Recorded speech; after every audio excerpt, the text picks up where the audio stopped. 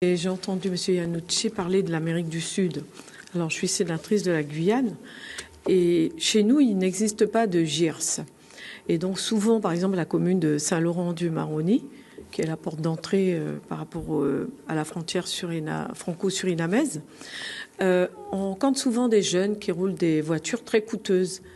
Et ne disposant pas de GIRS en Guyane, c'est un peu compliqué parce que on sait bien que la cocaïne rentre aussi par le Suriname.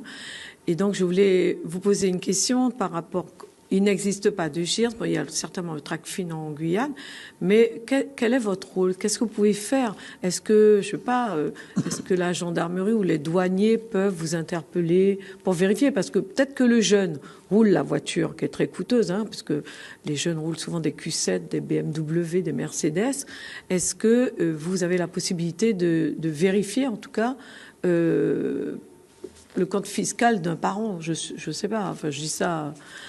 Est-ce que c'est possible? Parce que vous savez que c'est un fléau chez nous avec le problème des mules. Et souvent, d'ailleurs, les mules viennent de Saint-Laurent-du-Maroni. Donc, voilà, on essaye de trouver des moyens, en tout cas, pour pouvoir pas faire disparaître, ce serait trop beau, mais essayer d'endiguer, en tout cas, ce phénomène. Mais je trouve que nous ne disposons pas suffisamment de moyens pour arrêter. Et donc, c'est la raison pour laquelle je vous pose la question à vous, DRFIP. Qu'est-ce qu'on peut faire? Nous avons la possibilité de contrôler toute personne.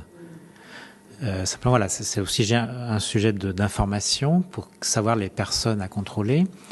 Le jeune que vous évoquez, je crains malheureusement que la voiture ne soit pas à son nom. Donc nous, effectivement, on a accès aux fichiers automobiles. Donc si quelqu'un a X voitures de luxe et déclare aucun revenu, aussi on peut agir. Mais comme je l'indiquais, malheureusement, la voiture, souvent, elle n'est pas à son nom.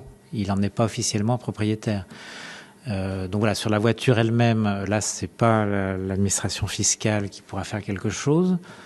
C'est la justice ou les douanes si, je sais pas, il y a une importation frauduleuse du véhicule.